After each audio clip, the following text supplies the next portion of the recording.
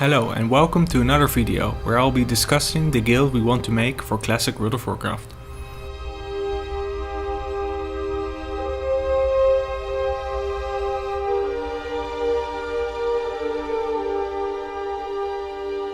I've gotten a lot of positive messages and guild applications for my last video, so thanks for that. It's not been easy though, and that's part of organizing any group of people. I'd argue that any guild for Classic will struggle with getting the right group of people. It's just hard getting 40 people to understand what the guild stands for and what the goal really is.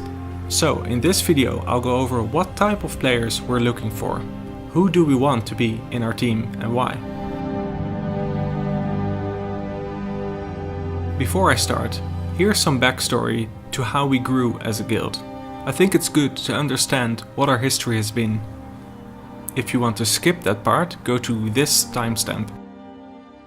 The vast majority of the members that joined the guild, which was called Minimal Effort back then, joined right after the 2017 BlizzCon announcement. I was one of these people. Many players were hyped for the game and just wanted to see what Classic was like, and had no previous private server experience. The guild got the Ragnaros server first kill, and this was before I joined myself.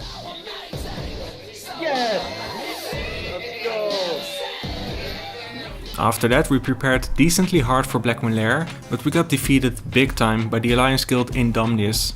There was no excuse to why we lost server first. They had better players and they did something that was new to us. They practiced on a separate server their own PTR, short for Public Test Realm. So they knew the fights before the Blackmoon Lair patch even hit the server. Lots of stuff changed between the Blackmoon Lair and AQ40 patch. We had some leadership changes, or call it drama. The guild used to be North American and European at the same time.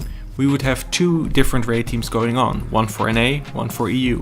Even though this was an exciting and ambitious thing to do, it sadly didn't work out in the long run.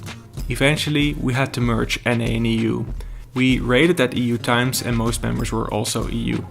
At that time, because we lost our server first Blackmoon Lair, we were determined to get server first AQ40.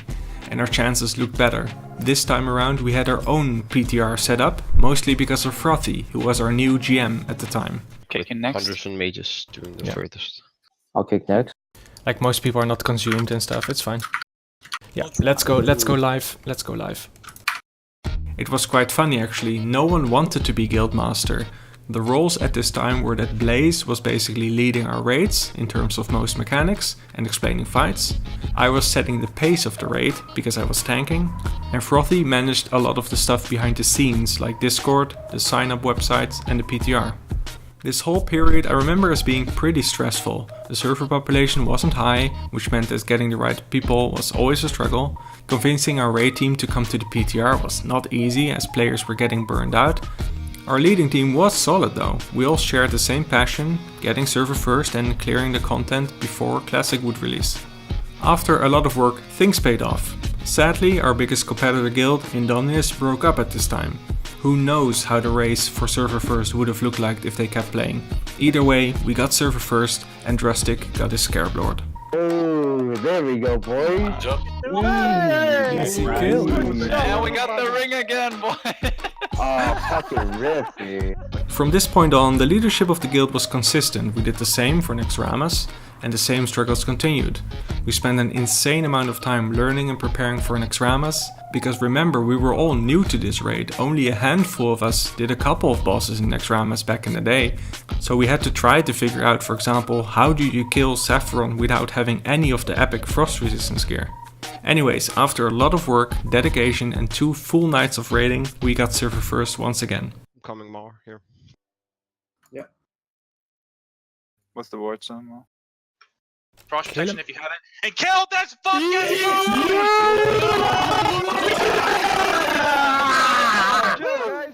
Fuck! Oh my god, Fuck yeah. man. Oh my goodness. Shit, The tech sword? man. Wow, nice. Wow. After this, we raided Nexramas for a couple of weeks more, but many of our players, including me, were just kinda burned out, and after a year of raiding together, we called quits. About 2 months later, to my surprise, Drustic and I heard that Ancient Guardians, the Alliance guild we had some drama with in the past. So stop fucking crying. You did it to us, we did it to you. Like, so what? Yeah, go It's a go buy fucking game. another rank 14 warrior, you cunt, man. Work for your own shit before you talk, man. Yeah, so what I was saying, they were still raiding, and they were doing great. Drastic wanted to finish his ATS, and I wanted to see what Alliance raiding was like. And I'm not gonna lie, I just wanted to relax and not organize or raid lead for a little bit. The raiding was and is a lot of fun, as I'm still raiding with them right now. We recently got a 2-hour Extramus clear, which got us 4th place on the world rankings, and we can be very proud of that. All out, I'm boss. mind Let's go. control, one is loose. All out, boss. Easy, boss. Well, There we fucking fucking go. Dude, Such a fucking good. 200 comes, by the way. So here we are, waiting for Classic World of Warcraft, with all these different types of players with different goals and ambitions that might want to join the guild or do their own thing. To summarize it, we have a lot of different people coming together. We have the maximum effort players, we have players from Ancient Guardians, and of course we have totally new people that applied but we haven't played with yet. On top of that, when Classic launches, we will also invite people while leveling that seem good to us. Now, I think this is an appropriate time to explain on what basis do we invite people, as it's not that easy. First off, they have to agree and understand our goal as a guild, which is to push smooth raids and improve our performance every week. We take this game serious while, of course, having fun. Besides that, we care a lot about the image of the guild. We want people to feel proud to be in the guild and to be respected on the server we play on. In practice, this means that we want to present ourselves as mature, experienced, tryhard and hardcore. Secondly, the players have to care about the game. I know this sounds a little bit like a cliché, but in vanilla I would argue that it's actually more important than being very skillful. You have to care about the guild before yourself. Examples of this would be helping healers if they need to farm demonic runes, or perhaps help with getting some money for flask for our tanks at the very start, or help out the guildmate that needs a specific dungeon. Basically anything that helps us improve our raids together. Now, how would our raids look like? Recently I saw a documentary series about a Dutch conductor. This might sound silly, but hear me out. I bring up this example because it's similar to World of Warcraft raiding, I think. Just watch this clip and imagine the conductor being a World of Warcraft raid leader. Jerry, who's playing there? Okay, that entrance is really bad. Way too loud. And please continue with the notes.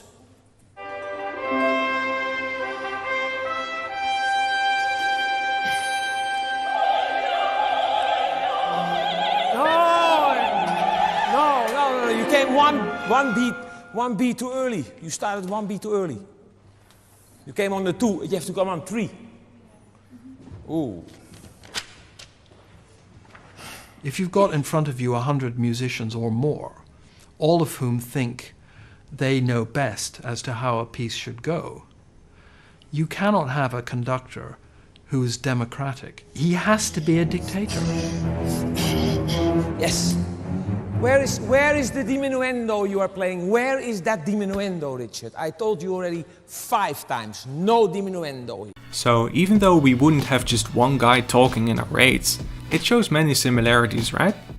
Oh, crappo, man! What are you doing? Are you kidding me, man? It's roughly the same amount of people. We have different instruments, just like in World of Warcraft you have different classes. But the biggest similarity, I think, comes in terms of leading the raids. We will only have a handful of people that are making the calls. I mean, sure, people can talk when needed, it's not like 1 or 2 people are only talking and the rest is muted. But overall Discord should be kept clear, as it can be very distracting when many people speak at the same time. And if that were to happen, you would hear something like this. Yeah, let's just let these... Distract the... Let them pass, I'll distract second pack. Oh my god, people don't know fucking anything about that class, man. Okay, keep distracted. No, too late. 6 mages. We can see Please just keep the Discord clean now. Too Keep many this one people pack talking. distracted. Yeah, everybody shut up. Distract this pack until the gargoyles are gone and we take it. Fuck it. Lastly, it's of course very important to us to have fun. I don't want this video to come off like we're some kind of crazy dictatorship. Some people think that having fun while being competitive can't mix, but I would disagree. I think it's fun to push kill times to kill world bosses, of course to get server first. And it all takes a lot of work, but trust me, it's worth the time. Thank you for watching. Let me know if you have any questions or suggestions and I could perhaps address it in an upcoming video.